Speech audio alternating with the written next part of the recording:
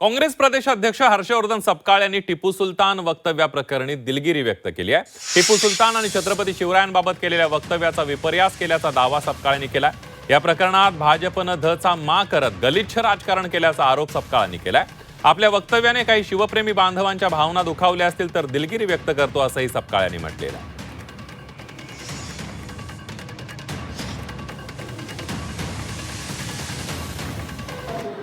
भारतीय जनता पक्षाने धचा मा करत असताना अत्यंत गलिच्छ स्वरूपाचं राजकारण केलं आहे आणि त्यांच्या राजकारणाची जी जुनी पद्धत आहे तीच त्यांनी त्याचा अवलंब केला।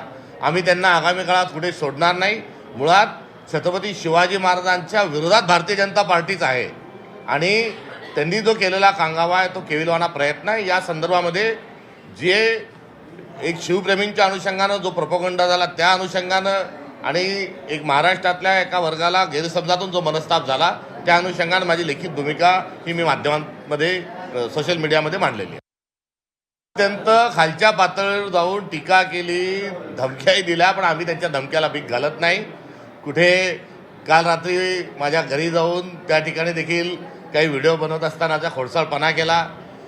राजकारण हे शिवाजी महाराजांचं नाव घेऊन करणाऱ्या असल्या माणसाचा चेहरा किती वेगळा आहे तो परिवारातील सदस्य लेखी बाळींना पत्नीला देखील ते अत्यंत खालच्या पातळीवर बोलतात। हे अत्यंत चुकीचं आहे, संतापजनक आहे। मात्र हा भारतीय जनता पक्षाची एकंदरीत मोठं ऑपरेंडी आहे।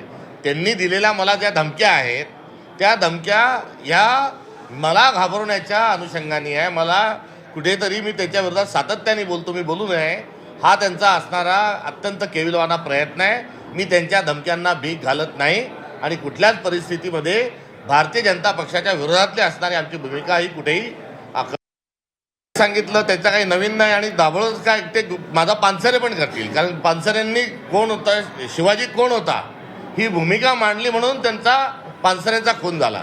आता शिवाजी महाराजांचे जे शिवभक्त आहे आणि शिवाजी महाराजांचं नेमकंपणाचं कार्य जे पुढे घेऊन जातात ते यांच्या अडचणीचं आहे आणि त्यांना संपवण्याचा घाट हा भारतीय जनता पक्ष घालत आलेली आहे आणि जे अनेक उदाहरणं ही यापूर्वीच अधोरेखित झालेली आहे। यामध्ये माझ्यासारख्या माणसाला अशा प्रकारच्या धमक्या देणं म्हणजे कुठेतरी घाबरवण्याचा प्रयत्न आहे।